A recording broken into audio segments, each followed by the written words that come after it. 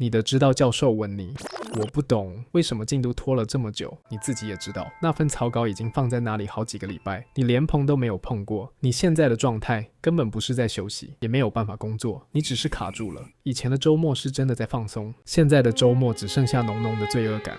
你发现自己连什么都不做都没有办法享受，而且你越想硬推自己一把，情况就变得越早。我在哈佛读完博士，毕业后整整6个月，我几乎处于势能状态。那时候我甚至觉得自己是不是该转行了，但后来我才发现，我当时完全想错了。给我3分钟，我会告诉你我当初用了哪3招，才从那种整个人完全没动力的状态里活过来的。这种感觉其实有一个专有名词，叫做 burnout， 也就是倦怠。这并不是因为你变得不在乎了，正好相反，是因为你太在乎，而且你偷置了太久，却从来没有给自己修复的机会。你现在的大脑就像电力只剩1%的手机，你越适应撑着继续用，它就越容易当机，反应越来越慢。相信我，那种20分钟的串息根本就不了你这几个月来的疯狂内耗。第一步，给自己按个暂停键。我说的不是休1天假，也不是那种3天的小长假，事情你至少给自己整整1个礼拜彻底消失。你可能会说，我现在哪有本钱休息1礼拜啊？真的吗？来问问你自己，你现在坐在电脑前是真的有产出，还是在那边演戏给自己看，然后疯狂内耗？你怕离开会进度落后，但是事实，你现在的人坐在那心不在焉，才是最没效率的事。你要强迫自己短线1个礼拜，让脑袋彻底冷静下来，不然你永远都在那个竞技模式里打转。你会开始正常睡觉，你会突然发现，人生除了研究，其实还有别的事。等你回来的时候，相信我，你3天能做完的事，绝对比你过去3个礼拜好在那里做的还要多。休息不是逃避，是重新启动。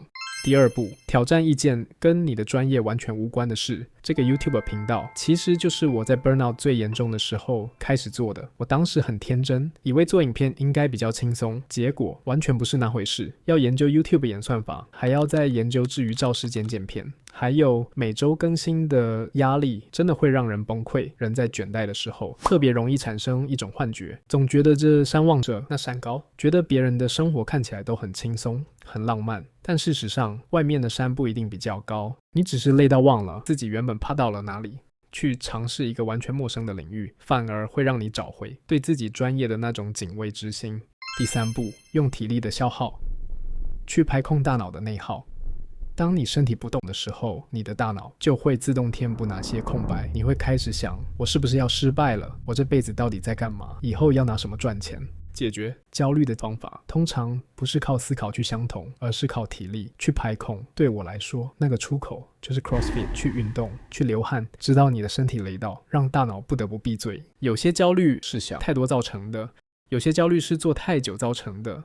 最后，即便你试了这3招，发现情况没有立刻好转，也完全没关系。如果你现在正处于 burnout， 这并不是你软弱的证明，相反地，这证明了你已经非常努力，而且坚持了很久。当水淹到胸口的时候，你不需要记着去跟水流对抗，有时候呢，停在原地，保持头不高于水面就已经足够了。现在这段时间绝对不是做什么人生中大决定的时刻，人在累到极限的时候，看事情是会是真的。现在你只需要对自己说句实话，我累了，这段时间我真的撑得很辛苦，像对待最好的朋友那样去对待你自己。你现在不需要变得更强，你只需要修复，你会走出来的。